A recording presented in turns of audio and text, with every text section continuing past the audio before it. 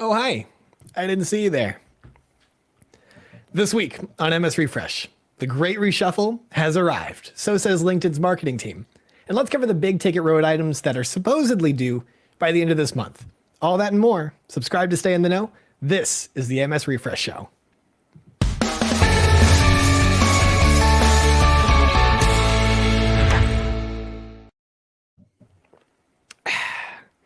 Hi there, and welcome to the Matt and Sean 365 Refresh Show. This is episode 36 for the work week of September 13th, 2021, coming to you live from an undisclosed location. My name is Sean Bugler. And from not so undisclosed location, my name is Matt Wade. Your undisclosed location is a beach, definitely not in San Francisco because you guys don't have beaches that nice. The internet tells me this is Fiji. Fiji, I love it. Well, Sean, what's new? What's going on in your life right now? Well, Matt, I'm glad you asked. This is the new me. This is unemployed Sean. Oh, unemployed. What happened? I went out in a blaze of glory, and by a blaze of glory, I mean I gave them 4 weeks' notice. Generous, actually. Yeah, now I, as of Friday, no longer work for MTC, and I'll be transitioning into a new job in about 2 weeks. Sweet. Are you excited? I am. You know, I'm sad to leave the people. I think that's one of the things. And for anybody that, you know, works at MTC, if you're following up to make sure that I'm saying the same things publicly that I said to you privately, I'm genuinely sad to leave the people. I think that one of the cool things about the benefit structure of a government job is the longevity that kind of encourages. And so you end up with really deep relationships across an org, which can be good and bad. So I'm sad to be stepping away from that, but I'm excited for kind of like the new frontiers that are going to come out of that. Sweet. So we seem to have switched spots a little bit because a week ago I was on a beach and had a beard, and then this week you now have it. Of course, your beard probably started this morning. You have the genes. You have the genes for it. I don't. Mine took work and time and effort. And now this is what I would describe as pure laziness. Right. Of course. Excellent. So can you talk about what's next? Like, do you know what you're going to do? Yeah, I think this is the first time I'm going to be saying it publicly. I'll be joining Ernst & Young, one of the big four professional services firms, as a senior solutions architect with their Microsoft practice. All right, you heard it here first. Sean's going to be working for KPMG starting next week. Sounds good. Can't wait. And I'm sure PwC will be really happy with you as you start your new role at Can't wait to join Ernst & Young. No, I'm very excited. The team that they've got, you know, if I'm being candid, I wasn't really in the market for a new job, but the team that they've got built over there is incredible, and I'm excited to join them. Awesome. Well, congrats. That's really exciting. So enough about me and my beautiful Hawaiian shirt and my fantastic umbrella drink that I happen to have umbrellas laying around. Like, this was just perfect. How was your vacation? My vacation was great. Very relaxing. We went to Antigua. Fun fact, that is how you say the name of that island. It is not Antigua.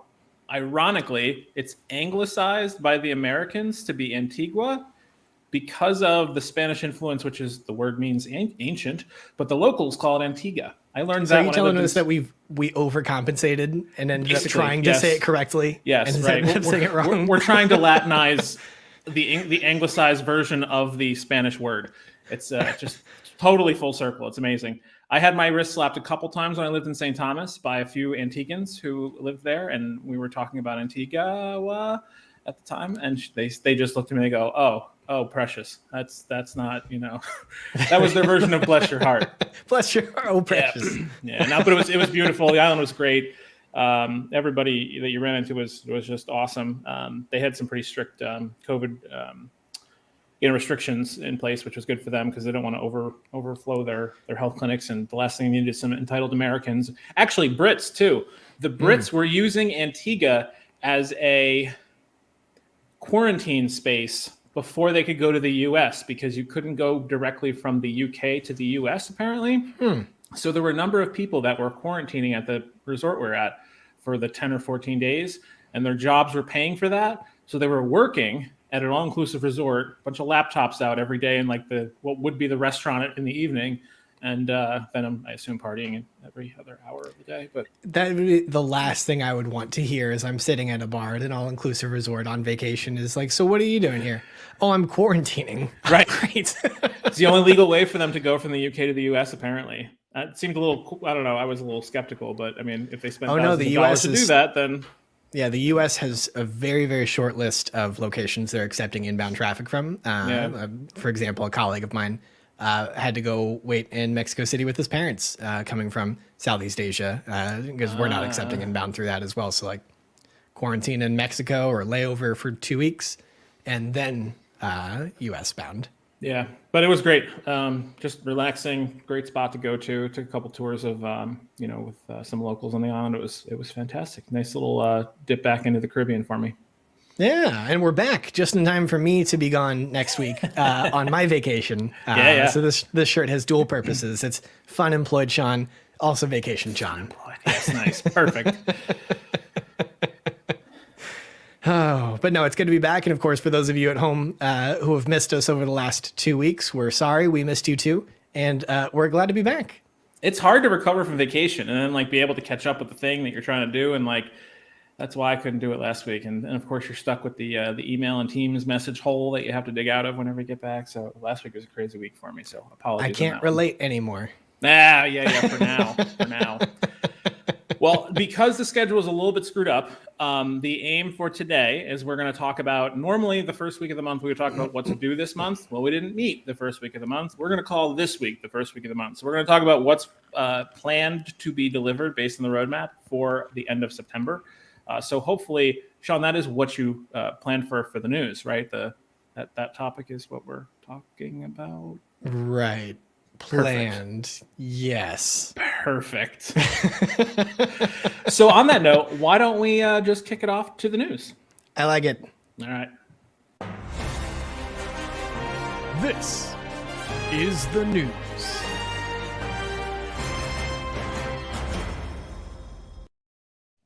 We're back and catching you up on everything expected to drop this month according to the Microsoft 365 roadmap, starting with SharePoint. Let's get into it. SharePoint has a number of deliverables scheduled to hit by the end of this month, including SharePoint News Boost, designed to ensure you can't run away from an article you're trying not to acknowledge. New sections in modern pages will get a text web part by default. The ability for admins to set search scope for specific search boxes. The events web part will display event images instead of just a date in an empty box.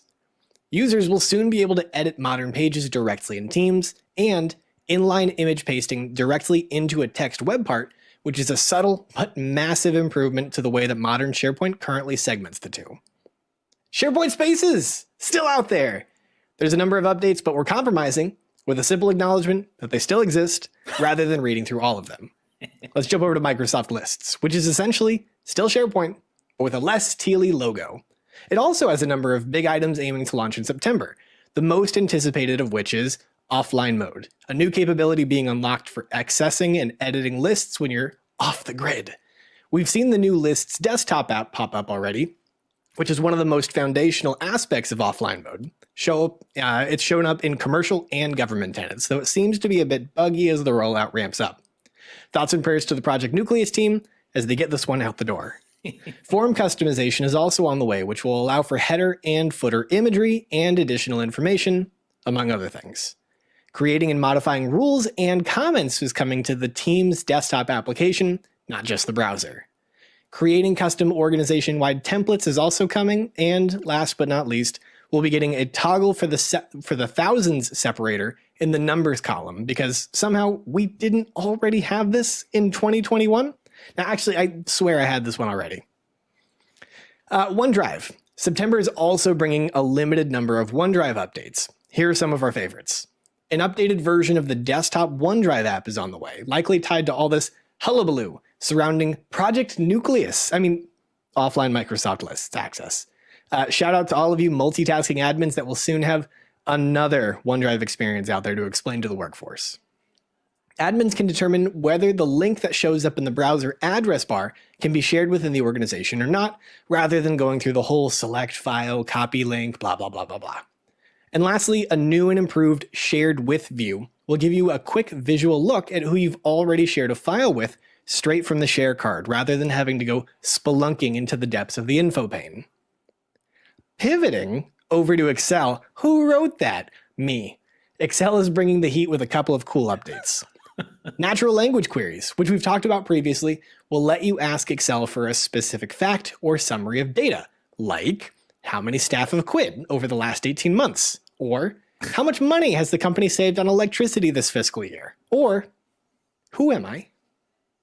And modern comments with task assignment and tracking is due this month as well. Microsoft Search is finally rolling out its new people-centric search, allowing you to zoom in on a person to see all the interactions between you and them and info around that person from the graph. You'll also soon pick up suggested searches based on your past searches, because if there's anything we've learned from Google at all, it's that 50% of all searches lead to a purple link. It's like a horror movie. I've been here before. Also rolling out the ability to search templates in Word, Excel, and PowerPoint. Topics and user profile cards either self-populated by the user or imported from your HR system, and it had to happen eventually. Actually, that's not true. Microsoft Search is working its way into the GCC cloud universe. Okay, time to bring us on home. Once again, Teams is by far the winner of the lots to come list of deliverables. Here are just some of the 100+ items we found on the roadmap for this month. Branded lobby experience for those waiting to join a meeting. Breakout room presenter support and pre-meeting setup options. Fluid components in private chat. Live transcript across multiple meeting experiences. The ability to set the default Office file opening option to open in the desktop app if you prefer. Pin and filter private chats in the mobile apps. Pinning a message in a private chat. Public preview options should finally become available this month. This was originally due back in June. The capability to, if you ask nicely, scale live events to 100,000 attendees. Live meeting Q&A app for Teams meetings, which we've talked about way too much already, for use in regular meetings and webinars. Transcription for one-on-one calls, and likely the biggest, boldest, most groundbreaking improvement to collaboration since the Phoenicians gave us the alphabet. At least that's true if you believe all those angry people on Reddit. The ability to reply to a specific message in the desktop app is on the way. So everyone can finally shut up about this already and spend that complaining on something useful, like, where is Microsoft Teams Connect? That was the news. Well done, sir. How did you do that with a drink in your hand? You should probably unmute yourself. I'm nothing if not a fantastic multitasker. Now that I'm unemployed, all I have to do is focus on this square little box that I'm in. What does this button do? I forgot all the skill sets that I had because I am currently on vacation.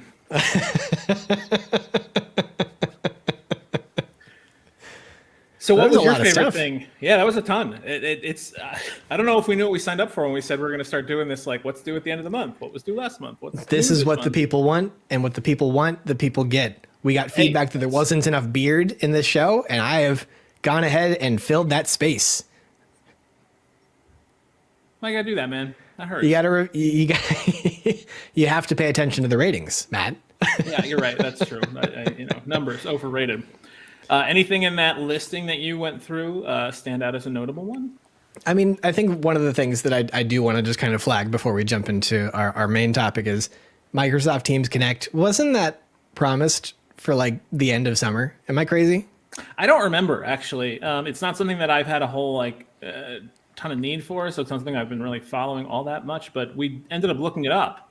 And it's November? Was that the time? Yeah, I swear the last time we heard anything about it, it was going to be like the end of summer. But yeah, it confirmed, according to the Microsoft 365 roadmap, November is when that's going to come online. But somehow support for third-party apps and services, according to the roadmap, is coming online in September. Which way to multitask, Microsoft. Yeah, I agree.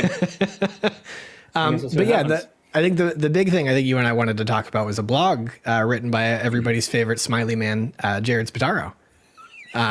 He's just such a happy guy. Like He really Jared is. No, Spataro looks like a guy that is on vacation 100% of the time in the best way possible. I think he thinks that probably too. He just loves his job that much. You know? Yeah, much respect. But I wish I yeah, had that. a blog post put out about the new era of hybrid work. Do you want to give us a quick run through of what this is? It was some phenomenal work by the marketing team. First, I mean, I found this one, and I'll let you go with the good one that you found. But the new term here is the great, what is it? The great reshifting? No, the great reshuffle. The great Reshuffling. as people start working from wherever the hell they want to. But Sean, you found one in here that, and we'll include the links in the show notes afterwards. But you found a thing in here. Do you remember what the wording was for the? Oh, it was so good. It was Microsoft wants to make their decisions to lead the charge with data, not dogma. Yeah, which to kind of demystify is, they want to make decisions. But I know, pure gold. Yes. And, you want to begrudge them because it's just dripping with marketing. Because But if I had you or thought of that, I would have been so tickled. Oh God, yes. I would have said that to everybody. At Microsoft and LinkedIn, we want to take a learn-it-all approach and lead with data rather than dogma. And it tastes so good. It feels so good going down the throat, I read that and I got goosebumps because it's just good. And then I got anti-goosebumps for getting goosebumps about something like that. Anyway, so there's a whole bunch of stuff out there. They kind of acknowledged a few new features in Teams and Outlook, something with PowerPoint as well. But they actually had a nice little 3-minute overview video of this. And I thought, Sean, this could be a fun little opportunity for us to just play the video and we can do a bit of a play-by-play on this. How do you feel about that? MST 365K? Yeah, but yes. All right, so I'm going to press play here. Let's get rid of our names, and I'll turn the volume down a little bit because you want to hear us, not them. So, Sean, a whole bunch of this whole, how do we bring people together in a meeting and, in the physical room and elsewhere? Oh, God, these 3D people, the whole Mark Zuckerberg thing and Oculus workspaces, everybody's in this space. Does anybody want to be here? I want nothing to do with those virtual VR spaces. So I guess the aim here sounds good. A few people in a room. They have this new AI powered camera, which I've had that 360-degree camera for a long time, and or the weird Cisco ones that were and whoever was loudest in the room would snap to. Right. Oh yeah, yep, definitely. But then they kind of show us what the UI looks like in Teams. So what they're doing here is they're taking the actual one camera view of the room, and this is a Teams enabled room. So I believe this requires some proprietary investments on Microsoft stuff, not just anything that you want to purchase. So I'm sure there's only certain hardware that'll do this. I'm not a meetings room guy, so I don't know the full details on this. But you'll see they kind of cut them up so that each person shows up above the full display at the bottom left. The 4 above that are actually those 2 people, or those 4 from that room. So it's kind of interesting. You're duplicating faces, which I don't know if that helps very much. And then on the right side in the participants, it actually shows you the room is joined, and it will use the facial recognition to identify the people, which if we haven't already gotten big brotherly enough in this area, I'm sure this will totally fly with people without any issue. Oh, for sure. And I think, aren't they using that to track capacity and things like that as well? Oh, yeah, I had heard that. That's true. Yeah, they're going to try to yell at you if you have too many people in the room and you don't, somebody coughed and there's 12 people. There can only be 10 people and somebody else coughs. So they have to evacuate the room. Right. Yes, exactly. Before you hit play on this one here, one thing I want to make mention of, Microsoft has spent so much time investing in all these new fancy Teams views and Teams rooms. Why don't we have a view that draws your attention up to where the webcam is on most laptops? Oh, so totally. You can look like you're staring at people. Why isn't that a view in Teams? Instead, I have to compress it into a small little corner so that I'm kind of looking at you. So I know that this exists because I wrote a book and that I had to find these things. So there's a little button in the view. There's focus mode. There's just regular gallery, large gallery, and together there's focus. But one of them is I can't remember if they call it top view, but it moves you, the view of your preview of yourself up to the top. and that's supposed to help keep you keep your eye trained at the right level, because apparently humans are more apt to look at themselves than others. I'm not doing Sean, that you right would never, now. you would never do that. I'm not doing that right now at all. Well, what it does is it brings your eye line back up to the top. So it does exist. Is it perfect? I have no idea. I don't know. I don't use it enough, frankly, to pay attention. But that was the goal, at least what they said. Run with The it. more you know. Exactly.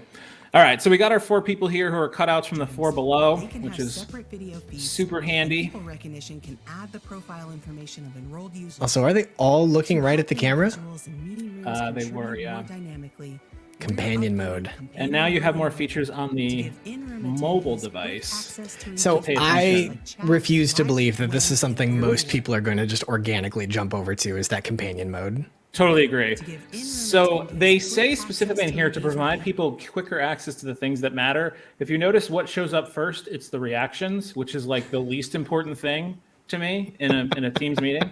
The only thing I use reactions for is to take like a quick poll, like, put your, hand up. It's not even technically a reaction. It's just a hand up. Like, if you can hear me okay, or, do you have XYZ, just for people to get a quick, glimpse as to what the population of the meeting is in that. But this is supposed to give you like quicker access, bigger buttons to like the chat, the participant list, things that right now, like if you actually try to do it on mobile, it's actually you have to stumble a little bit and try to find the button and make sure that you click the right thing.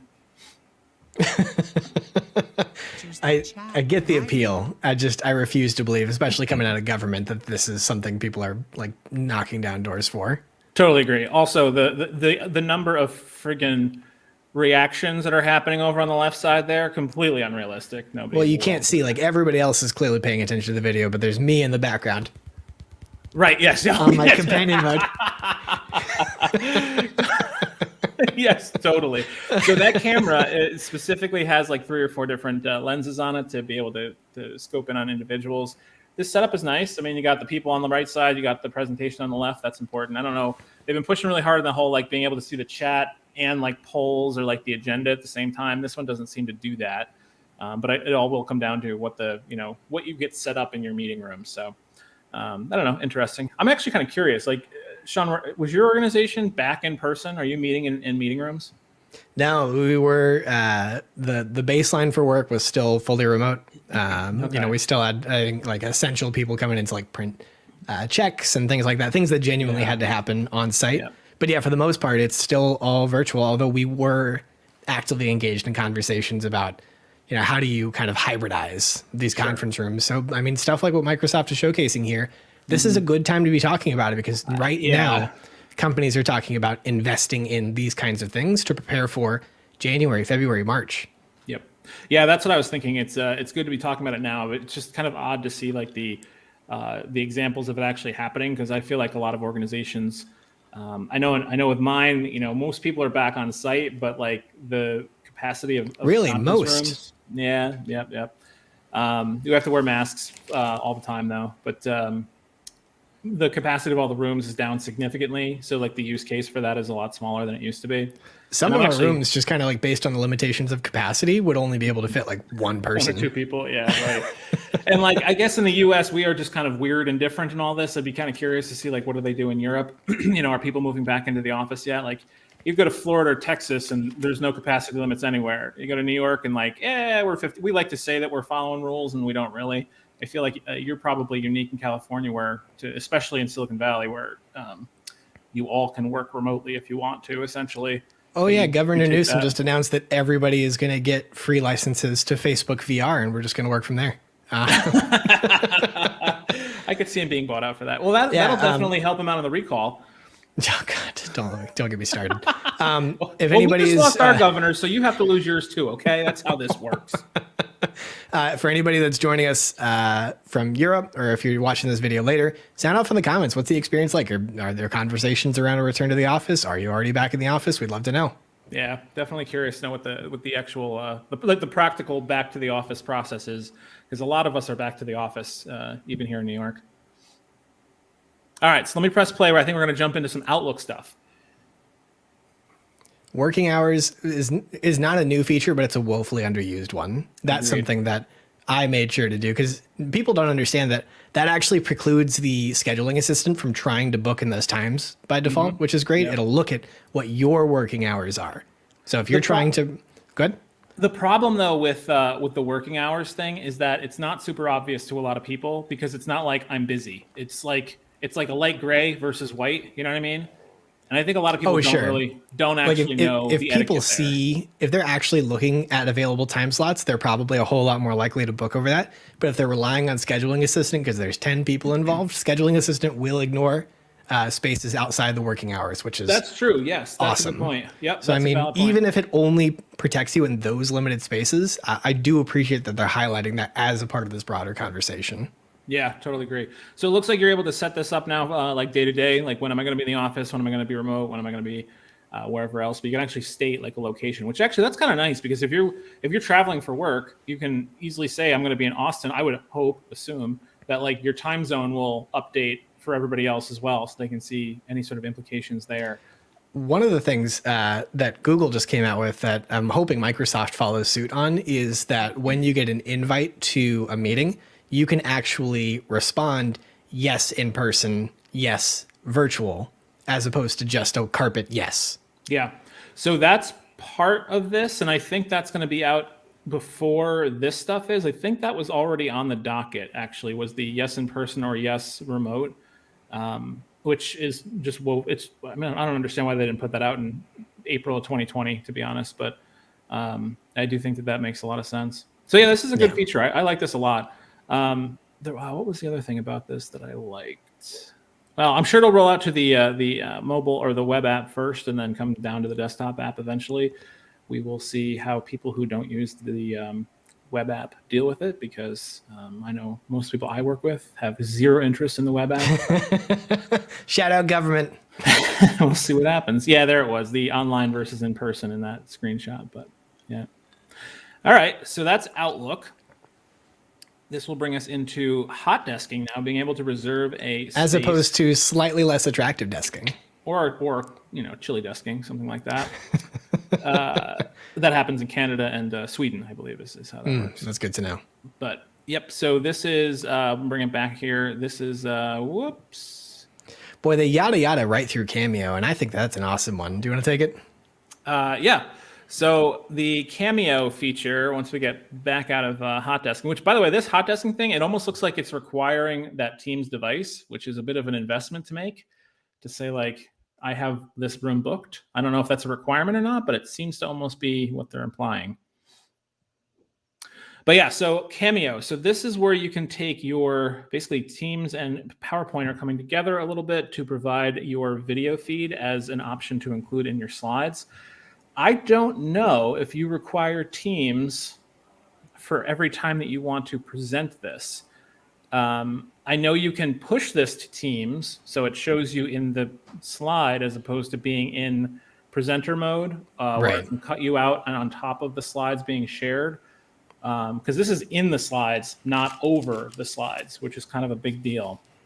I don't believe that there's going to be any like change or difference in how PowerPoint Live works, because you can still just present slides and then put yourself on top or next to for PowerPoint Live presenter mode, and you have a lot of options there. So I guess we'll see what happens there. Now, But the use one case thing I'm unclear on is, this is like that it's inserting a live feed, or this is a pre-recorded video? I assume this is a live feed. I can't see there being any use if there's not, because otherwise you're recording yourself saying this stuff, and you might as well just press play on the slides. And why are you doing a meeting?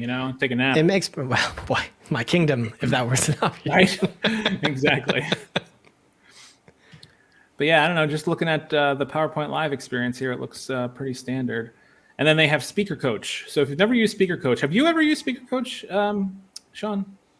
I don't need coaching. Come on, get out of here.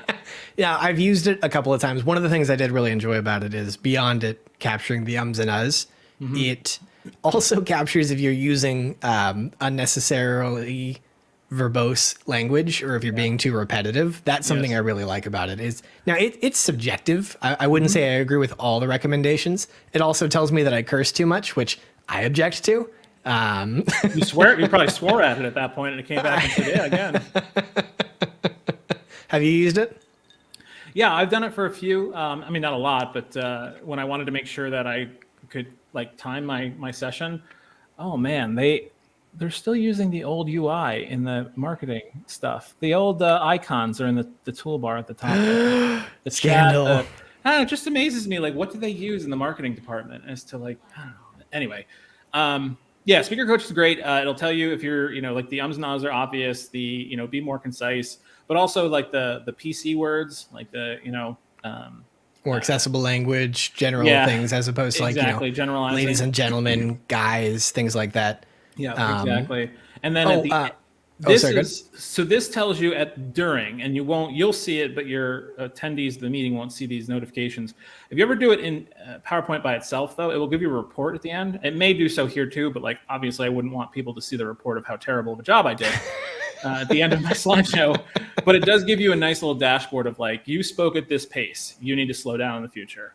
You Or said this many words. You read too much off of the slides. Yes, that's Actually one of my favorite bits of feedback the Presenter Coach does is that it'll tell you, hey, every time you were on a slide, you just read the words. Don't do that. Right. Yeah. And then there was another one that had like, your shirt has too many bright pink flowers on it, so you probably should change your outfit. Those kinds of things were Well, that feedback is stupid.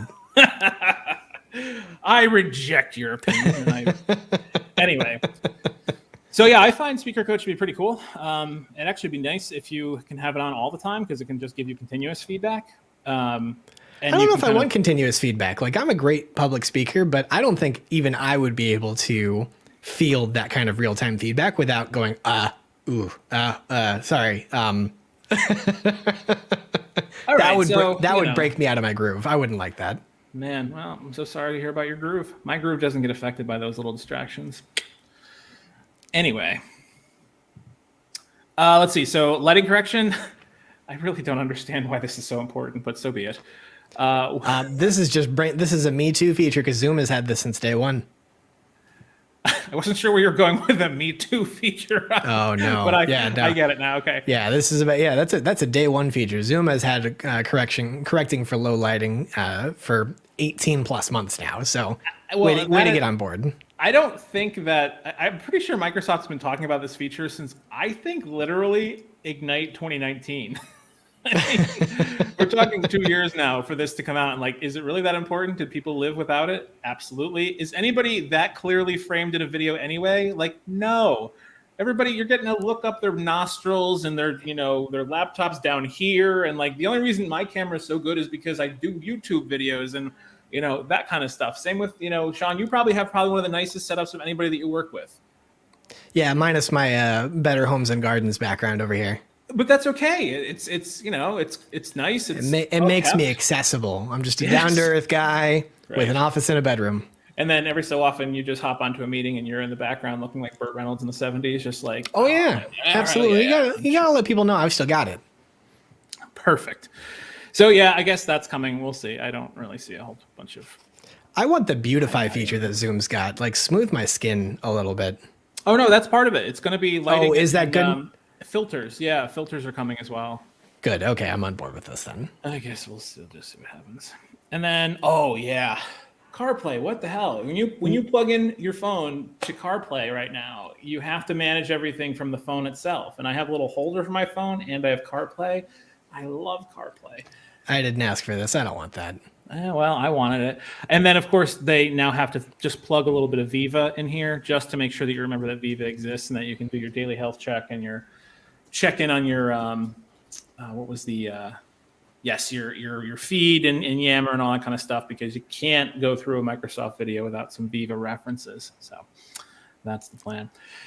So I don't know, Sean, what do you think? That's about it for the video. You think it's going to bring some good stuff? Sounds like you really like the lighting because your beloved Zoom did it ahead of time. So honestly, I will say one of the things I was a little bit sad about separating from MTC is that we were a Zoom shop and I'll be stepping into a full Microsoft universe, which, I mean, I'm glad that I'm doing it now because you suckers have been dealing with Zoom going through Teams going through its growing pains for the last 18 months. Oh, yeah. I'm stepping in at a time where they have polished off a lot of the rough edges and they are Yeah. In a lot of areas, they've kind of gotten the big tent stuff down, and they're starting to focus on this nonsense that I want, which is, fix my lighting, smooth my face. I mean, hey. One of the things that I think is really interesting is that, we saw, to hold up Viva as an example, they held up Viva offerings as kind of a forced grouping of features into a broader vision of how things work. But with this, what I think we're seeing is, what my ideal direction, which is letting the vision speak for itself as the various features enable things like hybrid work and just come online naturally. Like, we saw a bunch of features that have been around for months, if not years. And Microsoft is just showcasing how all of them tie together in this cohesive vision, as opposed to forcing a bunch of stuff together and saying, Viva! Boom. $5 a month per product, please. Oh, God. Insanity. All right, well, why don't we hop into some comments here? Sean, any of them stand out to you? I'm kind of looking through right now, but thoughts? I want to go ahead and throw up let's see, where is it? Oh, not that. Although, greetings from Scotland. Hello, Ross. Thank you for joining us. It's late over there. Perfect Scottish name, too. Hopefully, this was worth staying up late for. I'm so sorry if it wasn't. There was one. Where did it go? A lot of well wishes for me and my new adventures here. Thank you, everybody. You deserve it. As much crap as I give you, I think it's really good for you. I'm very happy for you. I'm proud of you. And then I do want to go ahead and throw up Ross one more time that I am, in fact, winning the beard game. Move on. Although I do want to emphasize that this is pure laziness. This is not a deliberate effort. I sneezed, I blew my nose, and this just came out. What about you? Did you see anything jump out to you? Let's see. There was I thought there was one here that I saw that I liked. Of course, now I can't find it. Oh, so here's I don't actually know the answer to this, so that's why I thought it was. It's always a good question when you don't know the answer, right? Any plans on bringing email functionality into Teams? Any rumors of this? I haven't heard any. I mean, outside of the stuff that already exists, like the ability to email a channel, the ability to share an email from Outlook into Teams. If I were a betting person, and I'm not for good reasons, I don't think we're going to see more than that. I don't think that Microsoft has a vested interest in prolonging Outlook in any meaningful way within Teams. I think that the hope, presumably, is that more and more of business communication just gravitates towards Teams. I think we're seeing that with the conversations around shared channels and Microsoft Teams Connect. So I don't think we're going to see more robust email functionality. I could be wrong, but I don't think that'll be the case. I think that right now the focus is on making email be the best formal communication platform it can be, and separately making Teams be the best real-time and asynchronous communication and collaboration platform that it can be. Yeah, I think this question also comes down to more basic level, which is like, hey, we have, Yammer is an app in Teams, SharePoint is an app in Teams, Viva is all of that in Teams. Like, why don't we have an Outlook app? And I just don't see it. Just create your own team, pin Outlook as a tab. Done. Can't wait to tell my users that one. They're going to love that. Oh, yeah, absolutely. This one jumped out to me.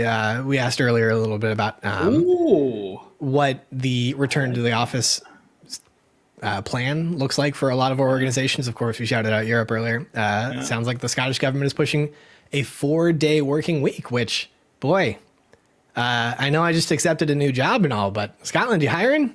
Yeah, right. Exactly. I do like that. That's pretty sweet. Let's see. What else have we got here?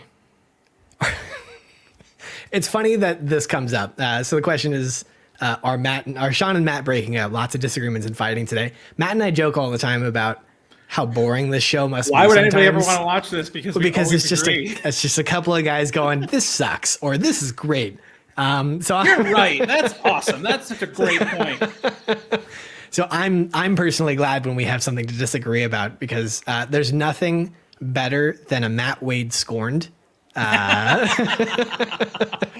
girlfriend would agree, I think. I think Matt is at his sharpest when he's upset about something and he has a foil to bounce off of. That's a great point. Oh, I like that. Maybe that's why my relationship works so well. I'll have to, she always says to me, "Oh, that was a great Matt Wade rant. Got the one in for the day." I'm like, "Oh, but I might have a second one. Are you ready for that?" But yeah, all right. A fun request for the cameo feature to take it a step further and kind of take those the memes that Microsoft Teams supports maybe and superimpose people's faces onto clips from popular TV shows and movies. I'd be on board with that. Honestly, I don't think we're seeing enough innovation on the meme front, Microsoft. Like you launched with a handful of funny GIFs that we could add text onto, but I don't see any more. Like those memes are all outdated. Been there, done that. So basically, you guys are putting all your engineering effort into making sure that my face is lit better when you could be making sure that my face is lit up with a smile. or that your face is plastered onto Andy from Parks and Recreation doing something ridiculous. And I'm going to put yours on Hannibal Lecter's. We'll go with that. Silence of the Lambs. Need some fava beans with that. All right, what else we have? Actually, here's one. This is kind of interesting. I hadn't thought of this because I knew that it existed, but the comment here was you can also schedule mail to be sent during the receiver's working hours. Now, I know you can schedule them just in general. I didn't realize you could target it during working hours. How does that work? Oh, I don't know if that's what he meant here. I was thinking like, okay, I know that person comes in at 9. I'm going to send this email and have it. Oh, just from like and so that's what I expected is like you're aware of in the periphery that, okay, this is somebody who's working in Scotland. I'm going to send this at my midnight or what have you. Although to that end, I'd love to see that functionality come online where as you're emailing, Slack does this. When you're in Slack, and you're getting ready to send a message to somebody in a direct message, it'll tell you what their active time zone is. Ooh, that's kind of cool. And it's really nice. And I think that could be something really cool if you're getting ready to email somebody internally, or maybe just from, directory to directory, that you could see what their default time zone is. I think that would be awesome because then you could still make the conscious effort to schedule it for that time, but there's just that passive awareness. I'd really like to see them have that just built into the scheduling, like schedule for working hours. That would be awesome. Yeah, I agree. No, that's very true. The thing too, I'm kind of displeased with the the minor feature sets that are in that some are in the browser version of Outlook and not yet in the desktop app. And like, I hate the Outlook desktop app. But everybody that I work with loves it and like doesn't even know that OA exists. And like, I actually did a training session last week specifically on why would I ever use the browser version of any of the Office apps? And like, Outlook is the exception. Yes and no. Like, I was just kind of showing through the screenshots. Like, if you go to schedule a meeting in Outlook desktop, you have to choose between 4 buttons in the top ribbon, like new appointment, new meeting, new item, or new team. Which of course everybody knows the difference between meeting and appointment. This is one of the ones where I said, raise your hand in the meeting if you know the difference between these 4. And like I said, you know what? Get rid of the third one, the new item. Like that's the same button in all the different apps. Like it doesn't matter. That's new email, new meeting, whatever. Anybody in this meeting or in this training, are you aware of what the difference is between the 3? Well, guess what? If I go to the browser, it's literally just the words a new event and one big blue button. You can't freaking miss it. And you just do whatever you want with it. And then it brings up only the information you need to bring up. And it's in the same window. So if I forget to send it, which happens a lot. Scandal. The second window that opens up with the desktop app, I'll just totally forget to press send and it'll get behind the other 9,000 windows that I have open. And like, it's just so much simpler and there's so much less effort of choice essentially. But the Office apps, so especially Word and Excel right now, have the new catch-up feature, which does not exist in the desktop apps yet. And then so you can see basically it's a news feed for that file to see what changes have happened since you were there last and what other comments have popped up. And then modern comments are now in I think all 3 of the apps, and they do exist in the desktop apps to some extent, but like not all the full features. We just announced that modern comments and tracking are coming to Excel. Right. That's exactly. Yes, because you pivoted to Excel, and I don't know. It's just one of those like. I don't think it's very obvious what the benefit is of the browser versions. And I keep telling people, if you want the new features, use the browser version. If you want the new features, use the browser version. And like that's where the priority is for all the development teams. The desktop apps are not the priority any longer. They just kind of, sprinkle down the new features after they prove themselves in the web apps. If they make sense in the desktop apps or even possible. Yeah, that's true. Because think about how long it took for co-authoring to actually work in the desktop apps. I mean, it worked. I mean, I'm still day not sold one. that it's pretty consistent. Yeah, I agree. Desktop apps. I think the conflicts happen a lot more frequently in the desktop apps because it's doing a lot more work to try to compare that stuff. But all right, I think that's probably good for today. Sean, anything else you'd like to cover before we finish up? No, it's good to be back. And just in case anybody was curious, progress. this is a commitment to authenticity. This is not just club soda. I should hope not. So what was it? You're leaving us hanging. Oh, I answered it in the comments. It's rum and grapefruit juice. Oh, all right. That's an interesting. I went tropical. All right, fair enough. Cool. All right. Well, I think that probably does it for today.